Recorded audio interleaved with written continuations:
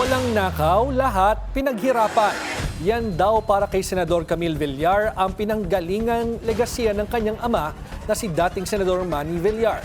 Sipag daw ang puhunan ng business tycoon para maging third richest Filipino. Narito ang Agenda Weekend Report ni Remus Macasero.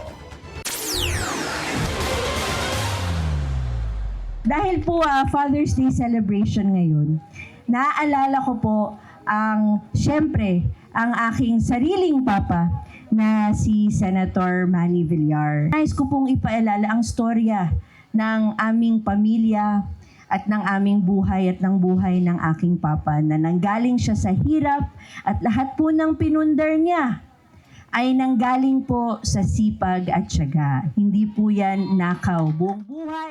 Ibinahagi at pinagtanggol ni Senator Camille Villar ang legasiya ng kanyang ama at pamilya. Nangunang senadora kasama ang kanyang inang si dating Senator Cynthia Villar sa pagbibigay pugay sa mga haligi ng tahanan sa Las Piñas Fun Run for Tatay. Inorganisa ng Villar Foundation ang aktibidad bilang advance celebration ng Father's Day, kung saan sila nagpaabot ng mensahe.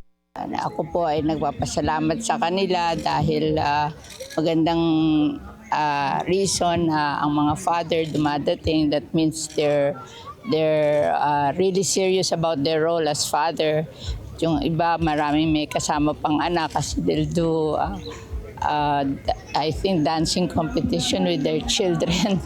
Humigit kumulang 4,000 kalahok naman ang bumangon ng maaga at nagsuot ng kanilang running shoes. Hindi para pumasok sa trabaho, kundi para makiisa sa masayang bonding experience na ito. Pinatunayan ito ng 81 years old na si Tatay Victorio. Sana kung basta kaya ng katawan, kung ano ang nagawi, anong sa inyo katawan, tuloy nyo lang.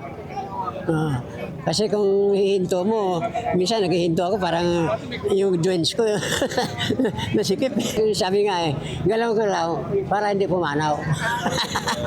Nagdaos din ng group dance competition para sa mga tatay at kanilang mga anak na nagsilbing magandang paalala na kailangan din ng mga tatay na alagaan ang kanilang sarili upang mas lalong maalagaan kanilang mga mahal sa buhay. Nagkamit ng cash prize at medal ang top 3 finishers at mga nanalo sa fun run competitions. Umuwing may ngiti, pawis at mas matibay na samahan ang mga tatay at kanilang pamilya sa pagtatapos ng Las Piñas Fun Run for Tatay. Para sa Agenda Weekend, Remus Macasero, Billionaire News Channel.